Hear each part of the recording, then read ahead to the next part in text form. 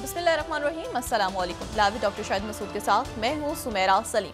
नाज़रीन, आज कौमी असम्बली में माली साल 2024-25 का बजट पेश कर दिया गया और कौमी असम्बली इजलास में अपोजिशन की जानिब से एहतजाज किया गया। दूसरी जानिब बजट इजलास के पहले रोज इत्तेहादी भी नून लीगी हुकूमत से फासले पर नजर आए। इसके अलावा भी आज हम दीगर मौज़ूआत पर गुफ्तगू करेंगे। स्टूडियो में हमारे साथ मौजूद हैं डॉक्टर शाहिद मसूद। अस्सलाम वालेकुम डॉक्टर साहब। डॉक्टर साहब, वज़ीर ख़ज़ाना मोहम्मद औरंगज़ेब साहब ने माली साल 2024-25 का आज बजट पेश कर दिया और आखिर में उनकी जानिब से ये भी कहा गया कि तमाम अरकान, चाहे वह नून लीग के हो या दीगर सियासी जमातों के, वो अपनी सिफारिशात भी पेश कर सकते हैं। वो मेरा ख्याल है कि कुछ इन्होंने कुछ आदाद शुमार ऊपर कर दिए होंगे और वो जो बना बनाया बजट है मेड इन IMF, वो ज़ाहिर है। और कल उन्होंने कहा भी था कि इसमें कोई हमारे पास प्लान भी नहीं है। अच्छा, ये देखें, तल्ख हकीकतें हैं और जो तल्ख हकायक हैं उन्हें ज़रा कबूल कर लिया जाए तो बेहतर है, बजाय इसके कि हम एक सियासी नारेबाजी करें और कहें कि जी बहुत ज़बरदस्त हो गया और ऐसे हो गया और वैसे हो गया। नहीं, मेरा ख्याल है कि अब वो वक्त है कि आप एक तल्ख बात करें और सच्ची बात करें। तल्ख सूरत हाल ये है कि ये पाकिस्तान की तारीख़ का सबसे सख्त बजट है अवाम के लिए, तारीख़ का। और इस बजट में शायद किसी भी शोबे के लिए कुछ भी नहीं है, सवाए एक मखसूस क्लास के जिसको हमेशा छूट दी जाती है। और ये जो बात है कि पता नहीं कल इन्होंने किसके बारे में कहा है कि मुकद्दस गाय नहीं है, सबको टैक्स देना पड़ेगा, ये होगा वो होगा फलां, बातें की हैं ना, सबको किसी को नहीं छोड़ेंगे। आज जो है वो अगर मैं आज का जंग अखबार में मेहताब हैदर साहब की 22वीं स्लाइड आपको दिखाऊं तो वो ये बात कह रहे हैं कि माली साल 23-24 में ताकतवरों को टैक्स छूट 3,900 अरब, यानी IMF की शराइत के बावजूद एक साल में 27% इजाफा कर दिया गया, छूट दे दी गई है। और उसमें बेशुमार शोबे हैं, बहुत लंबी लाइन लगी हुई है जो हमेशा इस मकड़ी के जाले से बच के निकल जाते हैं। और फिर एक्सप्रेस ट्रिब्यून में ये जो है, ये 23वीं स्लाइड, शहबाज राना साहब, annual tax exemptions hit record, इतनी छूट आज तक दी नहीं है किसी को टैक्स में, पाकिस्तान की तारीख में नहीं दी। वो कह रहे हैं सब पे टैक्स लगा दो, ये कर दो, वो कर दो। और जनाब 3.9 ट्रिलियन की छूट दे दी गई है। अब ये कौन लोग हैं जिनको छूट दी गई है?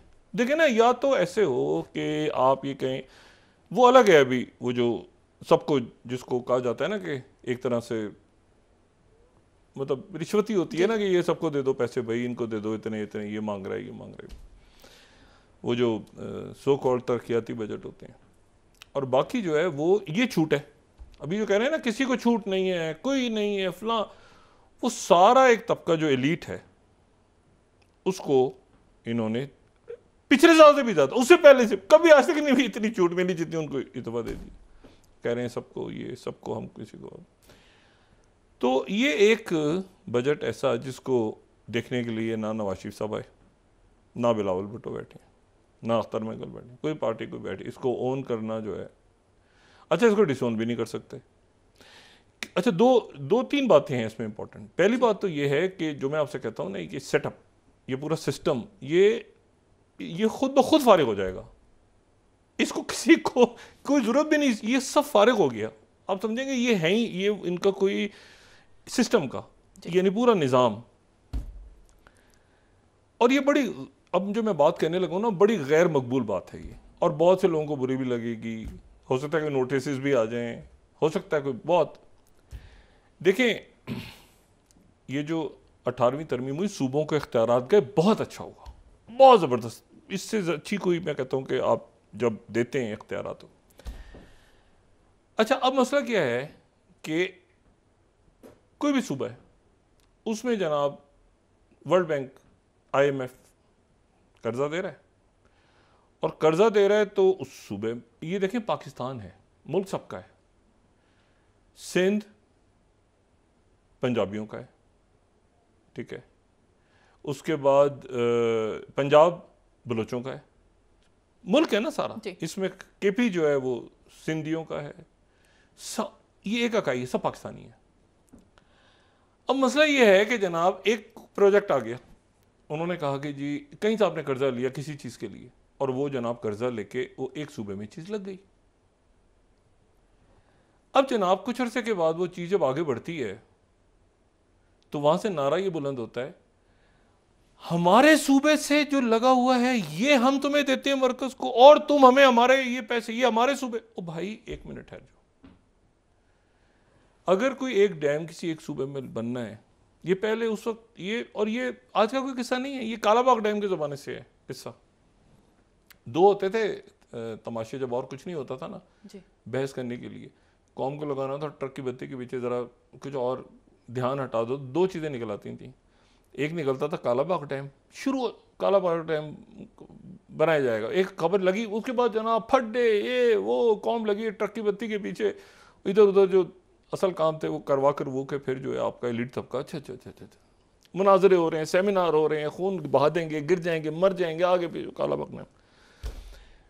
और दूसरा आता था ये जनूबी पंजाब सूबा, वो अभी तक टोटल ट्रक की बत्ती नहीं होती, हम जनूबी पंजाब सूबा बनाएंगे, सेक्रेटेरिएट बनेगा, ये होगा, अभी तक चलता रहा है। अभी मेरे ख्याल से इसी दफ़ा शायद नहीं लगा नारा, क्योंकि इतना फुसफुसा नारा हो चुका है कि उस पर लोग कहते हैं यार क्या हर दफ़ा कोई नई चीज़ आनी चाहिए, नया नारा लगना चाहिए। तो अब मुझे आप ये बताएं कि मरकज़ यही IMF का जो कर्जा वापस होगा, तो वो वापस होगा, वो करेंगे वापस जनाब मोहतरम शहबाज शरीफ साहब और मोहम्मद औरंगजेब साहब, या यहाँ जो भी वफाकी हुकूमत होगी इस्लामाबाद में जी।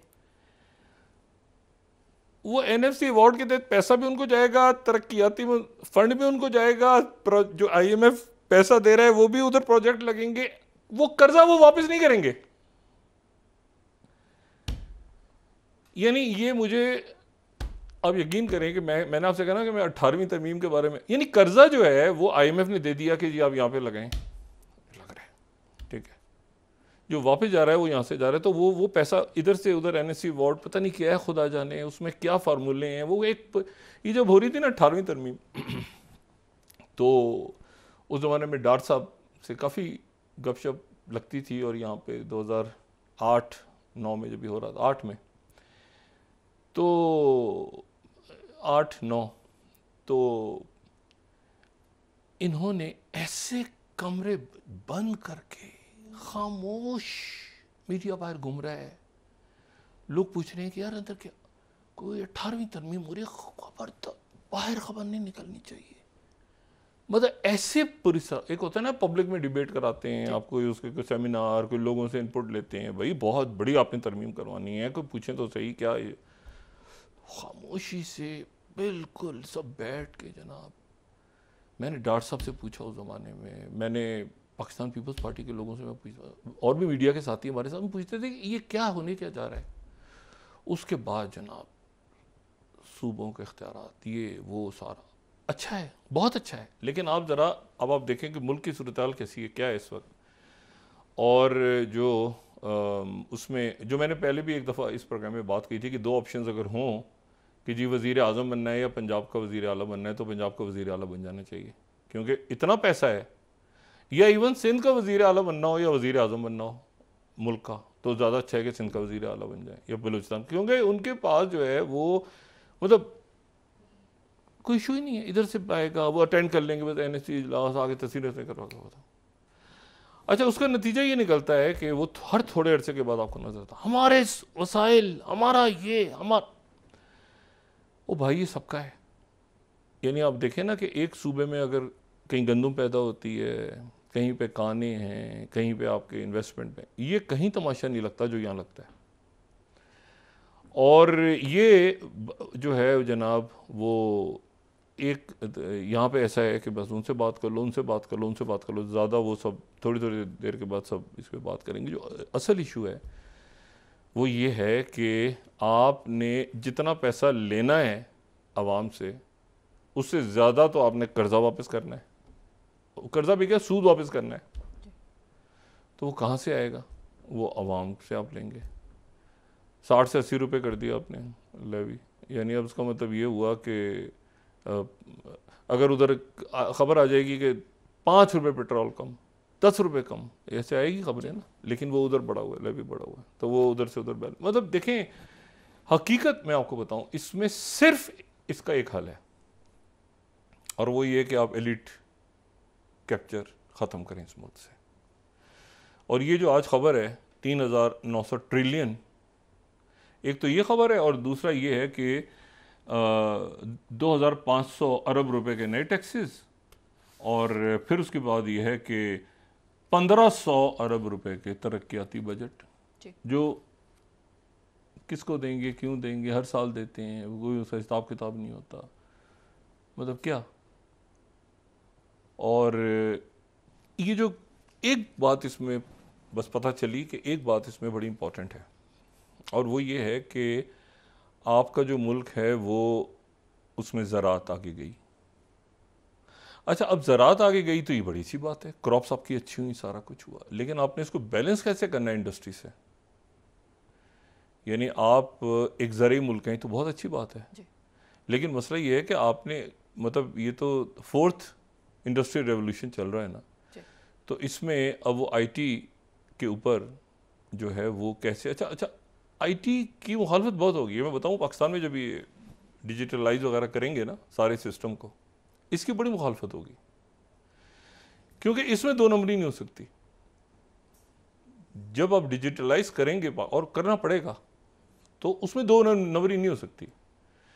कि उसमें आप देखिए, जैसे नादरा या जिन अदारों का रिकॉर्ड जो है वो डिजिटलाइज है, तो वहाँ पर 2 नंबरी करना ज़रा हो जाती है, लेकिन ये कि उसमें पकड़े जाने के इम्कानात काफ़ी होते हैं। अच्छा, अब आप ये देखें कि जो अब ये एक ज़ाहिर है औरंगज़ेब साहब ने भी कुछ तो करना है, मंजूर करवाना है, उन्होंने कंडीशन रखी है IMF ने, इसको अप्रूव करवाओ सबसे और फिर हमारे पास आओ। तो ये तो चाहे पीपल्स पार्टी हो, चाहे तहरीक इंसाफ हो, सबको मैं ये तवक्को कर रहा था कि कुछ जमातें उठ के ही कहेंगी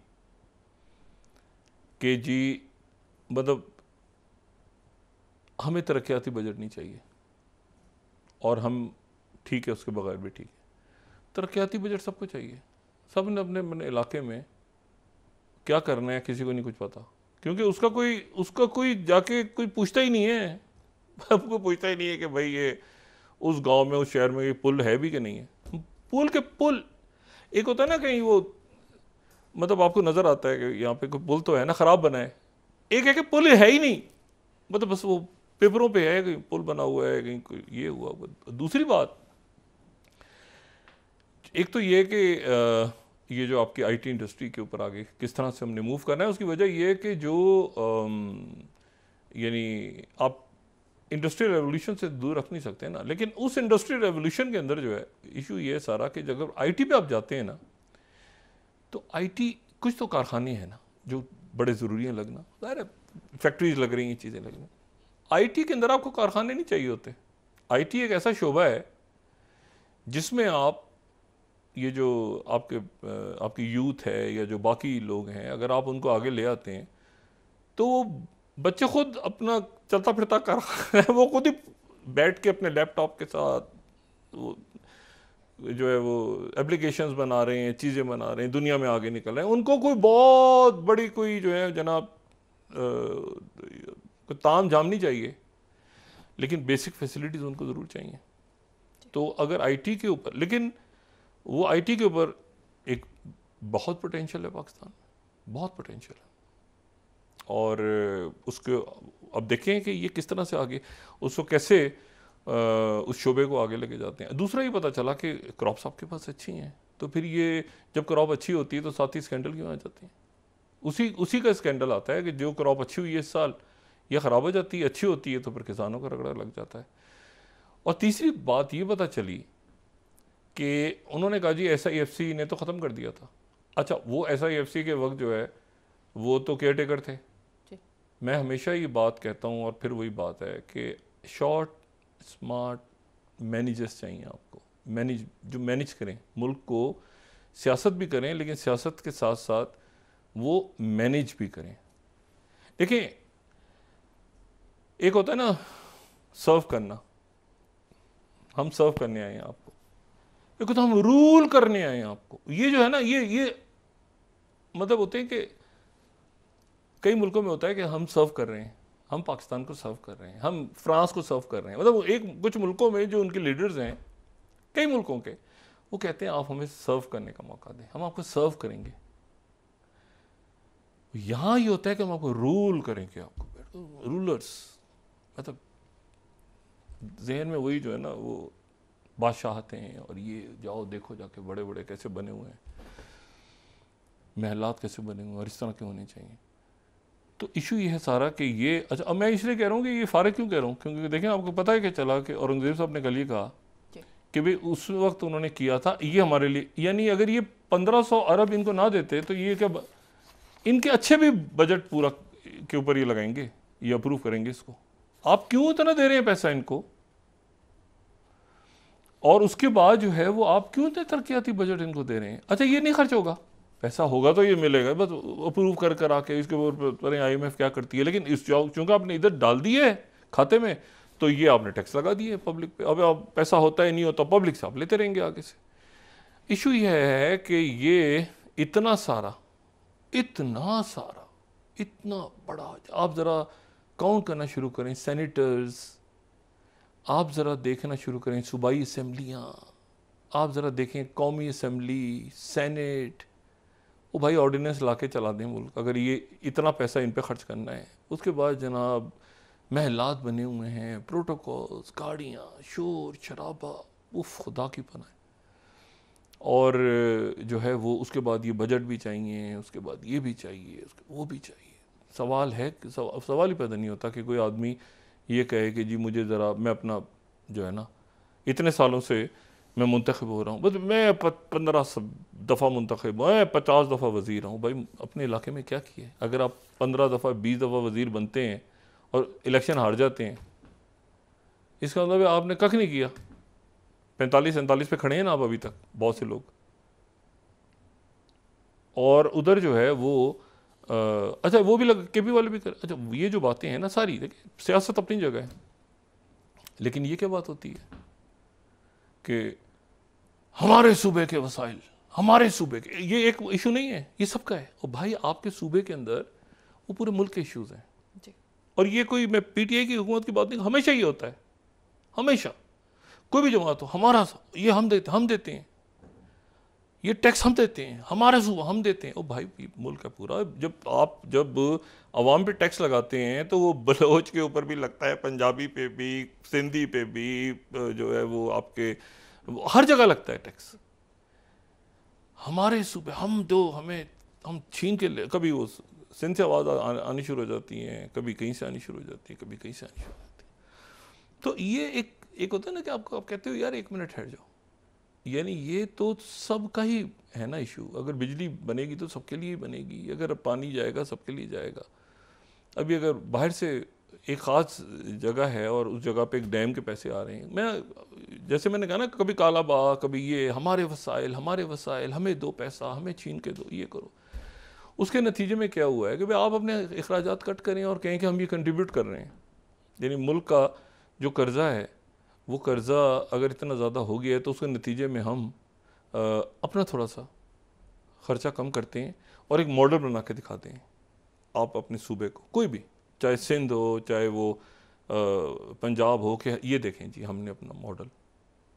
खान साहब आए थे शुरू में, याद है, गवर्नर हाउस, वज़ीर आज़म हाउस, नहीं कर सके। ये हो ही नहीं सकता।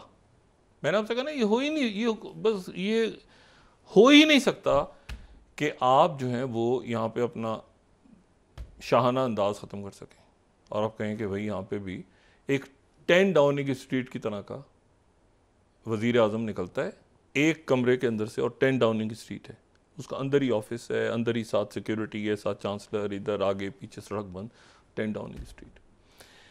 तो ये बजट बस अब ज़ाहिर है, हम तो यही कह सकते हैं। बाकी ये है कि ये पता चला कि जी मैनेजर्स अच्छे हों ना तो वो आपको प्रॉपर डिलीवर कर जाते हैं, और बाकी मुंतखब अवाम के नहीं, आगे पीछे दाएं बाएं, वो तो मेरा इतने सालों से था, मैं वहाँ से हार गया। ओ भाई आपने काम करवाया होता तो आप हार जाते।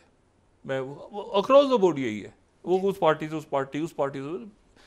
ये जो लोग फेडअप हो रहे हैं ना इस पूरे सिस्टम से, बेजार हो रहे हैं, उसमें बहुत बड़ी वजह ये है क्योंकि लोगों का जो यानी जो आप ये देखें ना कि जो बुनियादी इश्यूज़ हैं, देखते हैं अखबारों में इश्तिहार, यार ये करोड़ों रुपए के तो इश्तिहार छाप के आपके लोगों की, मतलब एक जलसा ना करें उस इलाके के लोगों का बिजली के बिल दे दें, ये बिल्कुल ऐसे ही है 1 महीने का, लेकिन आपने जलसा करना है, तस्वीरें होता है, ये हंगामा मचा हुआ है सारा। तो ये ग्रेजुअली अब चूँकि चल नहीं पा रहा ना पूरा, और औरंगज़ेब साहब ये फरमा गए कि जी वो केयर टेकर हुकूमत को हमने रिवर्स कर दिया, तो इसलिए पैसे देने पड़ रहे हैं सबको। अब ये बजट में आपका क्या ख्याल है कि ये अप्रूव नहीं करेंगे जिसमें इनको मिल गया इनका हिस्सा, ठीक है? तो ये जो है ना, ये अब एक ऐसी जगह आ गई है, और मेरा ख्याल था कि शायद इसमें एलीट को भी ये रगड़ा लगाएंगे, लेकिन आज जब मैंने ये खबर देखी जंग में मेहताब हैदर साहब की और साथ में एक्सप्रेस ट्रिब्यून में शहबाज राना साहब की 3.9 ट्रिलियन इन्होंने 27% IMF की शराइत के बावजूद इन्होंने छूट दे दी है, इतने खरब की। तो ये तो इतना इसमें से कुछ आवाम के लिए कुछ डाल देते बारा, तो ये है इशू। तो ये कोई टैक्स लग रहा है लीड पे, ऐसा कुछ नहीं हो रहा है, ये नीचे के तबके को इन्होंने रगड़ा लगा दिया जो इन खबरों के मुताबिक। दूसरी बात है वो ये है कि एक मामला बहुत बिगड़ गया है बदकिस्मती के साथ, और वो जो बिगड़ा है मामला, वो बिगड़ा है सेक्रेटरी ब्लिंकन बड़ी एक्सपेक्टेशंस थी कि हमास और इसराइल के दरमियान ये एग्रीमेंट हो जाएगा। अच्छा एग्रीमेंट था, मतलब अगर आप मतलब एक अच्छा एग्रीमेंट था, उसमें ऊंच नीच हो सकती थी, सीज फायर हो जाता, निगोशिएट होता रहता मामला। अनफॉर्चुनेटली वो नहीं हुआ, और सेक्रेटरी ब्लिंकन जो हैं वो इसराइल से गए कतर में कुछ देर पहले उन्होंने प्रेस कॉन्फ्रेंस की।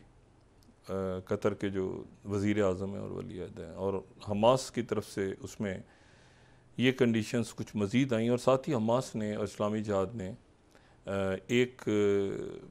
एक प्रेस स्टेटमेंट, उनकी बाकायदा प्रेस रिलीज़ उन्होंने दोनों ने जारी की थी। उन्होंने कहा कि हमें रिटर्न गारंटी चाहिए अमेरिका की कि ये जो आपने पेश किया है इसके ऊपर आप अमल दरामद करवाएंगे तो हमें कोई इतराज़ नहीं है।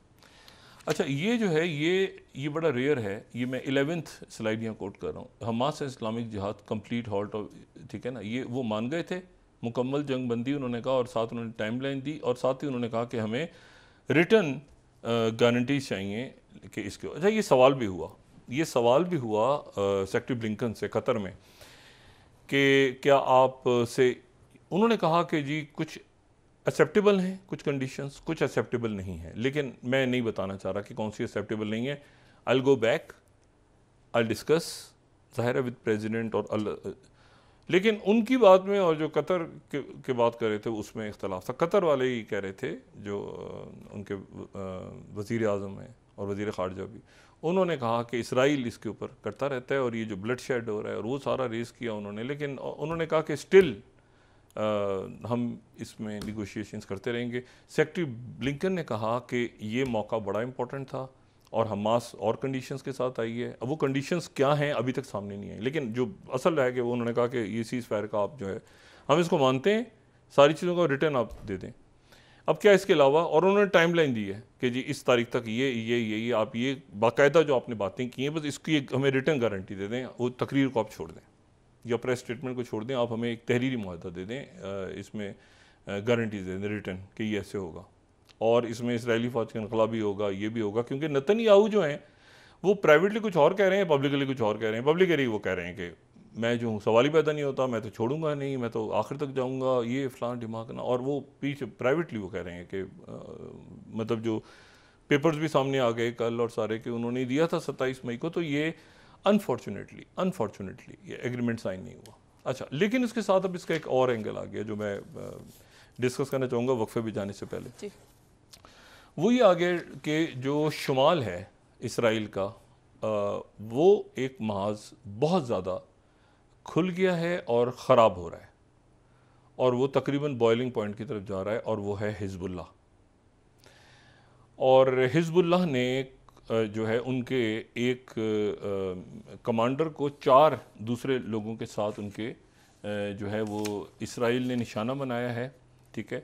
और इसमें अगर 5th स्लाइड अलमनार को कोट कर देते हैं, तालिब अब्दुल्ला हैं इसमें, और 3 उनके और लोग हैं। तो ये मेन कमांडर्स हैं, मेन जो लीडर्स हैं ये हिजबुल्लाह के, उनको यहाँ पे निशाना बनाया। अच्छा, उसके बाद ये हुआ है कि उन्होंने रॉकेटों की और मिसाइलों की पूरी बरसात कर दी है इसराइल के शुमाल के इलाके में, और कई इलाकों में आग लग गई है, और एक फ्रंट, नया फ्रंट जो है वो खुल रहा है। हमास से तो अभी ऑलरेडी खुला हुआ है, ये हिजबुल्लाह का। अच्छा, हिजबुल्लाह के 2 मिनट हूँ तो मैं हिजबुल्लाह के बारे में, सैयद हसन नसरुल्लाह, सैयद हसन नसरुल्लाह जो हैं ये लेबनान और 1991, 91, 92 से ये सेक्रेटरी जनरल हैं हिजबुल्लाह के। उससे पहले कुछ अर्से ये अमल में रहे, लेकिन फिर उसके बाद हिजबुल्लाह में उस वक्त आ गए जब इसराइल ने इन्वेड किया। इसराइल के जो ये अबू नदाल ग्रुप एक था, PLO से अलग हो गया था, और उसने लंदन में जो इसराइल के एम्बेसडर थे उन पर अटैक किया, वो बच गए। लेकिन यहाँ पर जो है वो इसराइल ने, एली शोरोन डिफेंस में थे, उन्होंने कहा कि चढ़ाई कर दो। वो जनाब लेबनान के अंदर फ़ौज दाखिल हो गई, और उसके बाद ये हुआ कि वहाँ पर उनको बशीर गमाइल वहाँ पे थे। बशीर गमाइल जो हैं एक मैरोनाइट क्रिश्चियन, वो प्रेसिडेंट जो लेबनान के बने, वो इसराइल उनकी सपोर्ट कर रहा था। और फिर एक साद हदाद नाम के, शायद पहले भी मैं डिस्कस कर चुका हूँ, तो उन्होंने वहाँ पे फ्री लेबनान स्टेट कायम की हुई थी, जो 79 से लेके कोई 82 में, तो एक आज़ाद रियासत उन्होंने कायम कर ली हुई थी। वो भी जब ये सिविल वॉर चल रही थी ना, जब ये लेबनान में जो बड़ी खूनी जंग चल रही थी, तो उस ज़माने में वो बड़े एक एक्टिव कमांडर थे। वो नस्ली बुनियादों पे चल रही थी, और मुख्तलिफ उसकी एथनिक और रिलीजियस लाइंस थी। तो ये उस वक्त ये, तो उन्होंने फ्री लेबनान स्टेट एक बना ली हुई थी। उन्होंने भी इसराइल को वेलकम किया, और साथ ही बशीर गमाइल ने भी किया। थोड़े दिनों बाद ये हुआ, उनकी कैंसर से डेथ हो गई जो साथ थे। और बशीर गमाइल जो हैं 82 में उनको उड़ा दिया गया, एसेसिनेट हो गए वो। ये मैं अगर ये दिखाऊं, ये New York Times, Gemayel of Lebanon is killed by bomb blast at party office, New York Times, Hussain. अच्छा, तो ये जो है ये वहाँ पर जो है ये उस वक्त ये हुआ कि ये फिर हिजबुल्लाह कायम हुई। तो हिजबुल्लाह कायम हुई, और ये हिजबुल्लाह जो है उसने अच्छा, ये बहुत फेल्ड ऑपरेशन था। 85 में, 82 से लेके 85 तक वहाँ पे केओस रहा, और केओस रहा लेबनान में, और इसराइल की फ़ौज एंटर हो गई। वो गमाइल भी गए उधर, जनाब US एम्बेसी पे भी अटैक हुआ, उसमें भी 23 लोग, एक बहुत केओस हुआ। उसके बाद इसराइल की फ़ौज विड्रॉ कर गई 85 में, लेकिन कंप्लीट विड्रॉ नहीं हुआ। तो वो ब्लू लाइन बन गई, जिसका मैंने 2 रोज़ पहले जिक्र किया था। ब्लू लाइन वहाँ पे कायम हो गई, जिसके ऊपर अभी तक झगड़ा जारी है कि भाई विड्रॉल पूरा नहीं हुआ, तो जितना हुआ कितना हुआ वो सारा। तो लेबनान के साथ वो जो है वो विड्रॉल हुआ, फेल्ड ऑपरेशन था, लेकिन नतीजे में हिजबुल्लाह बहुत मजबूत हो गई, और हिजबुल्लाह का क़याम भी उसी अरसे में हुआ। तो हिजबुल्लाह जो है ये उसके तीसरे सेक्रेटरी जनरल हैं। उसके जो पहले सेक्रेटरी जनरल जो फाउंडर थे उनके, सुबी अल तुफ़ाली, तो वो अभी हयात हैं, लेकिन उनको जो है वो कुछ अरसे के बाद हिजबुल्लाह से निकाल दिया गया। फाउंडर, एक फाउंडर जो है उनको हिजबुल्लाह से निकाल दिया गया जी। अच्छा, जो दूसरे फाउंडर अब्बास मुसावी उनके साथ थे, तो ये जो हैं ये उस यानी उनको हटा दिया गया। तो ये फिर दूसरे सेक्रेटरी जनरल ये बने, और इनको फिर इसराइल की फ़ौज ने निशाना बनाया। तो इनकी और इनकी वाइफ और 7 बच्चे की और बाकी लोगों की डेथ हो गई। तो वो फिर उस वक्त जो है सैयद हसन नसरुल्लाह जो है वो कोम आ गए थे, यानी 82 से ये 90s, अर्ली 90s के अंदर ये जब एसेसिनेशंस हुई सबकी। और अच्छा, वो इसलिए अलग हो गए कि वो ईरान को पसंद नहीं करते थे, उनका कहना ये, वो ज़्यादा जो है, मैं डिटेल में नहीं जा रहा, लेकिन जो अभी हयात हैं, जो पहले सेक्रेटरी जनरल थे, वो ज़्यादा अपने आप को नजफ़ के करीब समझते थे। बहरहाल एनीवे, तो वो अलग हो गए। सैयद हसन नसरुल्लाह जो हैं वो 91 से लेके अब तक, और दरमियान में फिर ये हुआ कि पार्लियामेंट में आ गए, फिर 2006, फिर उसके बाद सीरिया, फिर उसके बाद पावर पकड़। तो उनको अगर वो फ्रंट खुल गया, जो मैं बार बार बात कह रहा हूँ कि वो फ्रंट अगर खुल गया इस वक्त, ये फैल जाएगा, ये मामला फैल जाएगा सीरिया तक, ये मामला फैल जाएगा जो है वो इराक तक। ये सीज़ फायर ना सिर्फ ये कि गज़ा का ज़रूरी है, ना सिर्फ ये कि ये रफ़ा का जो ब्लड शेड है ये बंद होना ज़रूरी है, बल्कि जो हिज़्बुल्लाह और इसराइल के दरमियान टेंशन बढ़ रही है वो कहीं, क्योंकि मेरा तो बिल्कुल हैरान कुन बात है कि करारदाद भी मंजूर हो गई है अक़वाम मुत्तहिदा से, वो भी चले गए हैं, वो भी चले गए। अब वक्फा लेने से बात करते हैं। जी नाज़रीन, वापस आते हैं एक छोटे से ब्रेक के बाद।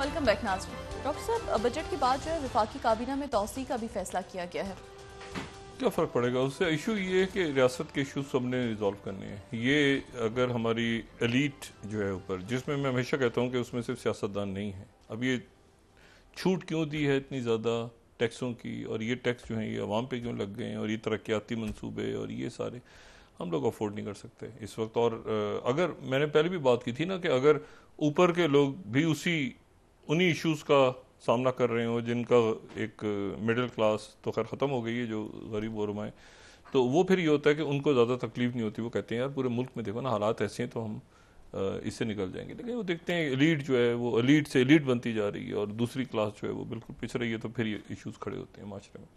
अच्छा, मैं यहाँ पे दो बातें और हैं। एक तो ये है कि सेक्रेटरी ब्लिंकन अनफॉर्चुनेटली नहीं हो सका मिडिल ईस्ट में। मिडिल ईस्ट अब कहाँ जाता है ये, या वेस्ट एशिया, मैं नहीं जानता। और इसके साथ आप लिंक करें, जाहिर है कि अफ्रीका को भी और पूरे खत्ते को ही, तो ये अब कैसे आगे मामला बढ़ेगा अगर हिजबुल्लाह के साथ मामला ख़राब हो गए, क्योंकि वो बिल्कुल एक अलग फ्रंट है।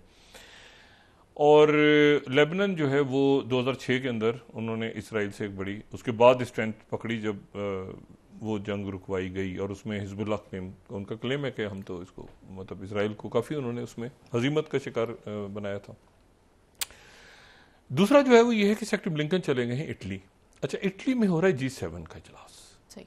अच्छा, G7 का जो इजलास है, एक तो इटालियन प्राइम मिनिस्टर बड़ी खुश हैं क्योंकि EU का जो रिजल्ट आया है यूरोपीय यूनियन का, उसके नतीजे में जिन मुल्कों की क़यादत स्ट्रॉन्ग हुई है उसमें इटालियन प्राइम मिनिस्टर हैं। अच्छा, G7 जो है उसमें तो लीडर्स वहीं से, जैसे G7 ममालिक में पता ही है, कनाडा है, उसमें बरतानिया है, एक ज़माने में G8 होता था लेकिन वो फिर अलग हो गया जॉर्जिया वाले वाक़े के बाद। तो G7 जो है वो उसमें कनाडा है, उसमें जापान है, उसमें जो है ये अमेरिका है, ये G7। लेकिन G7 ममालिक जो हैं वो G7 ममालिक के अंदर जो एक इम्पॉर्टेंट बात है वो ये है कि इस साल उन्होंने जो लीडर्स हैं वो ज़्यादा बुलाए हैं। अच्छा, रिकॉर्ड तोड़ लीडर्स को इनवाइट किया है। अच्छा, पिछले साल जापान के पास जब इसके थे तो जापान ने आठ ज़्यादा लीडर्स दुनिया से इनवाइट कर लिए थे, और इसी तरह से उससे पहले हुआ था। लेकिन यह है कि इस दफ़ा जो है वो ये, क्योंकि ब्रिक्स के मुकाबले पे अभी ब्रिक्स में प्लस हुआ है, ब्रिक्स प्लस हो रहा है और ब्रिक्स के अंदर हो, तो G7 भी जो होस्ट कंट्री है उसने रिकॉर्ड लीडर्स को बुलवाया है G7 में। अच्छा, उसमें एक तो हो गए ना, पोप फ्रांसिस फर्स्ट टाइम आएंगे, और फिर उसके बाद जो है वो प्रेसिडेंट ज़ेलेंस्की होंगे। जाहिर है यूक्रेन डिस्कस हो रहा है, तो ये तो समझ में आती है बात।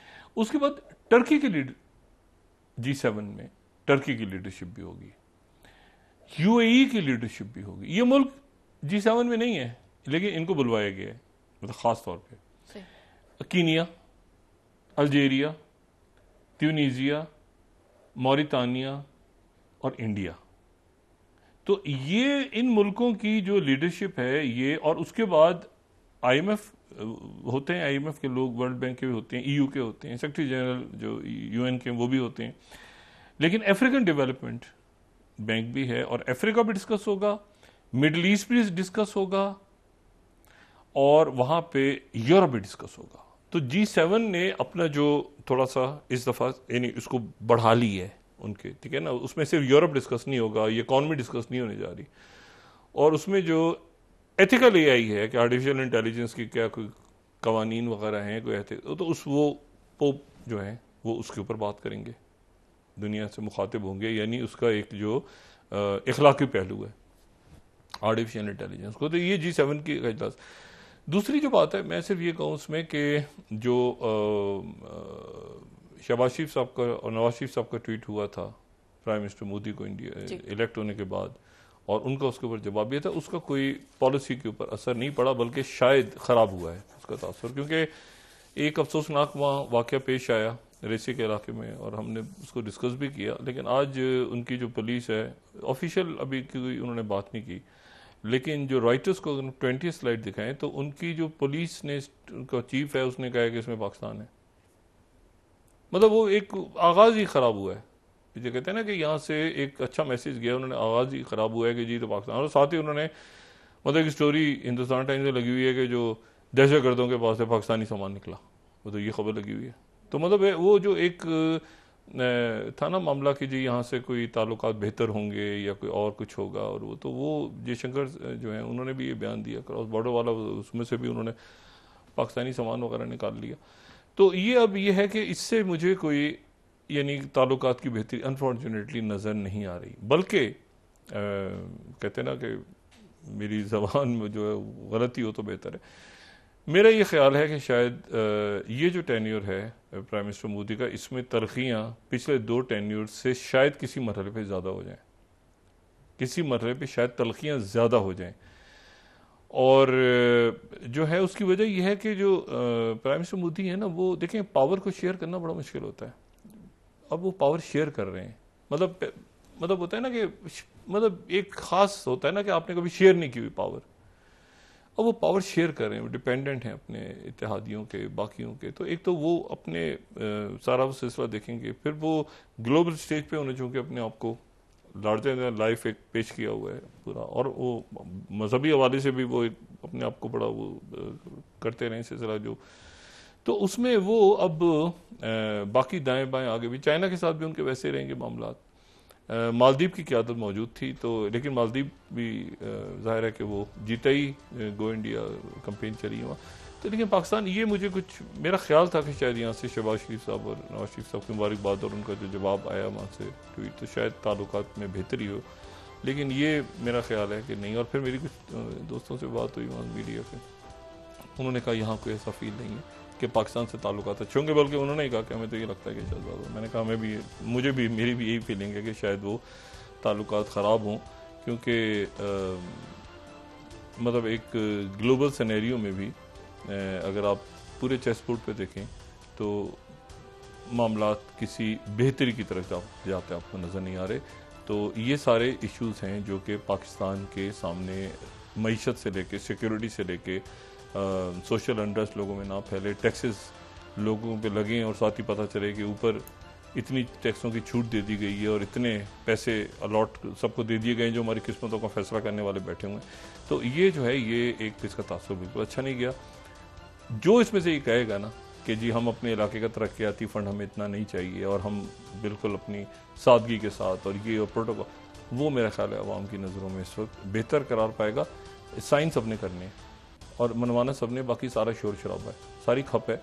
अब मानेंगे आखिर में सारा, क्योंकि IMF उनको बता गई हुई है कि ये बजट बना ही नहीं हमने, ये उनका बना बजट है हमने, बल्कि ये सिर्फ ऐड कर लिया है कि और थोड़ा सा, वो कहते हैं ना कि और हमारा हिस्सा भी डालो, हमारा हिस्सा भी डालो। देखो ना हमने IMF पर इतने शोर के ऊपर हमने अंगूठा लगाना है, तो उन्होंने कभी चलो तुम भी ले लो, तुम भी ले लो, तुम भी ले लो। जी बहुत शुक्रिया डॉक्टर साहब। नाज़रीन के साथ ही आज का प्रोग्राम अपने इख्तिताम को पहुंचा। मुझे सुमेरा सलीम को इजाज़त दीजिए, अल्लाह निगहबान। जी डॉक्टर साहब, ये ध्यान में रखें जो सारा पैसा आप उनको दे रहे हैं ये सारा कर्जे का पैसा है, ये वो है जो कर्ज लिया हुआ आपने बाहर से, जो कि आपने सूद के साथ वापस करना है, वो आपने लुटाने के लिए लोगों में तकसीम कर दिया। अपना दोस्तों रिश्तेदारों गिरदोनवाह के लोगों का सब ख्याल रखिएगा। अल्लाह हाफ़िज़।